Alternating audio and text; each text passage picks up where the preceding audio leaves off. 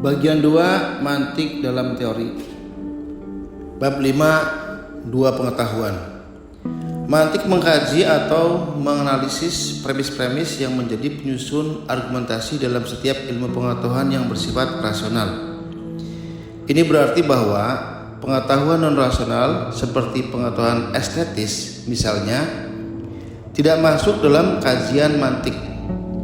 Pengetahuan Anda bahwa suatu nada lagu harmonis atau fals, atau bahwa suatu lukisan indah atau jelek tidak bisa dianalisis dengan mantik. Hal-hal yang dirasakan langsung seperti pengetahuan Anda bahwa Anda sedang marah, sedih, bahagia, mencintai, cemburu dan seterusnya bukan merupakan kajian mantik. Hal-hal yang berasal dari pengalaman langsung ini baru bisa menjadi kajian mantik bila sudah diteorikan.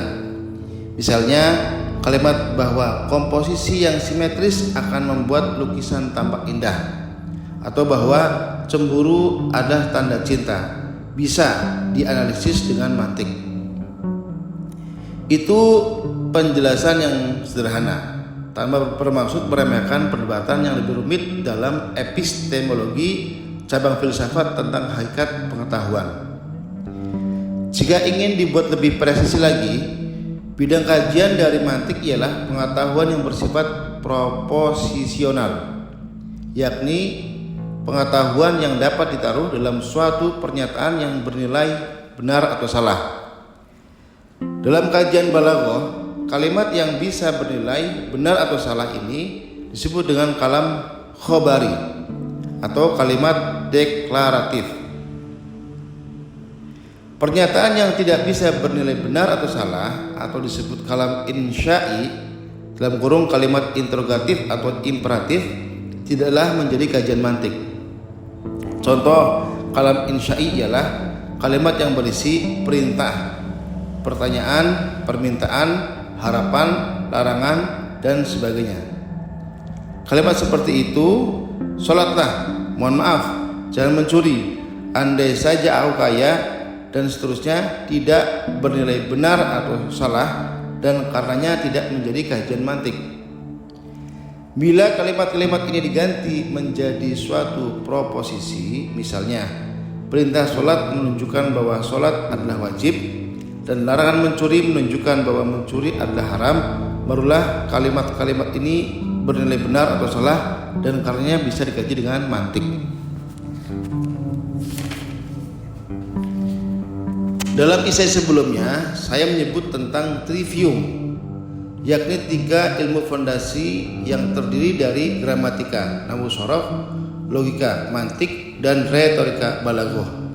Ketiga ilmu ini bertujuan akhir pada penyampaian makna secara baik, benar, dan indah. Bila cara berbahasa yang baik dan tertib jadi kajian nahwu sorof dan komunikasi yang indah, sastrawi, dan persuasif merupakan kajian balaghah, mantik menduduki peran penyampaian makna melalui suatu proposisi yang benar. Cara merumuskan suatu proposisi atau kalimat deklaratif yang benar berarti meniscayakan adanya suatu teori tentang kebenaran. Sekali lagi tanpa bermaksud meremehkan kajian yang rumit dalam epistemologi.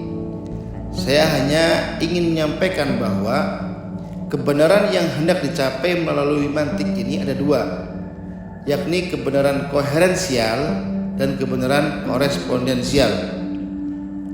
Yang pertama berarti bahwa setiap premis dalam argumentasi disusun melalui alur berpikir yang logis atau koheren.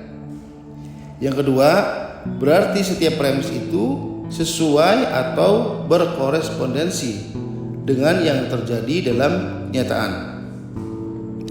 Mantik terutama menganalisis bagaimana suatu argumen dapat disebut logis atau koheren dan bersih dari kesalahan berpikir.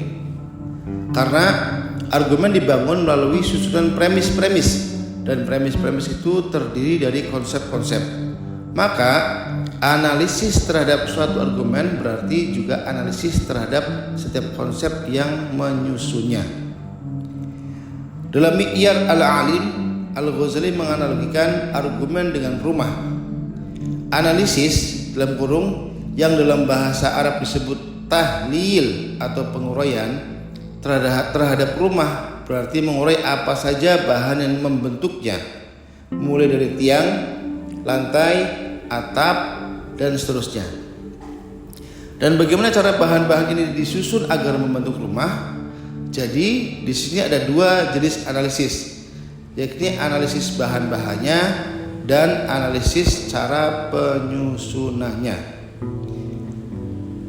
Dalam mantik, analisis terhadap bahan-bahan itu disebut dengan tasawur, dan analisis terhadap cara penyusunannya disebut dengan tasdik. Tasawur biasa diterjemahkan dengan apprehension, terjemahan yang umum dipakai, atau conception, terjemahan yang biasa saya pakai. Atau untuk memudahkan, bisa kita terjemahkan dengan pengertian dalam analogi rumah tadi. Tasawur berarti menelisik apa itu lantai, apa itu tiang, apa itu atap. Yang dianalisis ialah pengertian atau konsepsi dari masing-masing bahan ini. Tasawur sendiri berarti kata dengan surah atau gambar. Ilustrasi gampangnya, ketika saya sebut kata kuda, segera tergambar dalam pikiran Anda suatu kuda. Gambaran kuda dalam pikiran atau konsepsi Anda ini merupakan suatu tasawur.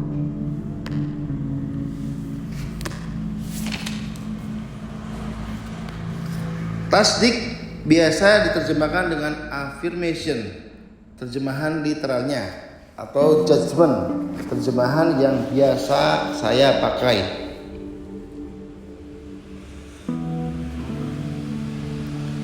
Atau untuk memudahkan bisa kita terjemahkan dengan penilaian dalam analogi rumah tadi. Tasdik berarti menguraikan hubungan yang terjadi antara lantai dan tiang, atau antara tiang dan atap. Sebagai misal, hubungan antara tiang dan atap ialah hubungan yang bersifat lazim atau niscaya, bukan lazim dalam bahasa Indonesia yang umumnya dimaknai biasa atau lumrah, yakni bahwa adanya setiap atap selalu meniscayakan adanya penyangga dalam kurung tiang. Sederhananya, tasawur mengkaji tentang pengertian dari konsep, sedangkan tasdik menilai hubungan antara konsep dengan konsep yang lain. Bila hendak diperas, isi dari mantik sesungguhnya dua hal ini saja. Pertama, tasawur mengkaji tentang pengertian dari satu konsep, sedangkan tasdik menilai hubungan antara satu konsep dengan lainnya. Semua pengetahuan rasional yang ditaruh dalam satu proposisi, bila hendak dianalisis, ditahlil, diurai, isinya akan terdiri pasti dari dua hal ini saja, yaitu tasawur dan tasdik. Dalam Nazam Sulam ini diungkapkan dalam bait berikut: idraku mufradin tasawuron ulim, wadarku nisbatin bitasdiki usim. Memahami pengertian suatu konsep ialah dengan tasawur, sedangkan hubungan antar konsep ditandai dengan tasdik. Contoh dalam analogi rumah tadi adalah contoh yang mudah, sebab bahan-bahan yang menyusunnya adalah benda-benda konkret dan mudah diimajinasikan dalam pikiran. Analisis akan menjadi lebih rumit jika bahan-bahannya berupa istilah-istilah abstrak. Contoh yang pernah saya pakai di kelas ialah proposisi. Demokrasi adalah sistem politik terbaik. Analisis terhadap proposisi ini berarti pertama, penguraian terhadap konsepsi tasawur tentang A, demokrasi, dan B, sistem politik terbaik. Dan yang kedua, penilaian tasdik, apakah hubungan antara dua konsep ini afirmatif atau negatif. Afirmatif dalam istilah mantik ialah ijabi, sedangkan negatif adalah salbi. Kerumitan dalam analisis ini juga berada dalam dua ranah. Dalam ranah tasawur, demokrasi mestilah dijabarkan pengertiannya dulu. pengertiannya bisa bermacam-macam. Dan dari pengertian yang bermacam-macam itu kita mesti memeras mana sifat-sifat esensial dari demokrasi. Sistem politik terbaik mesti diurai juga apa isinya. Misalnya kesetaraan warga negara, kebebasan sipil, pergantian kekuasaan minim kekerasan, keadilan, ekonomi, budaya, dan seterusnya.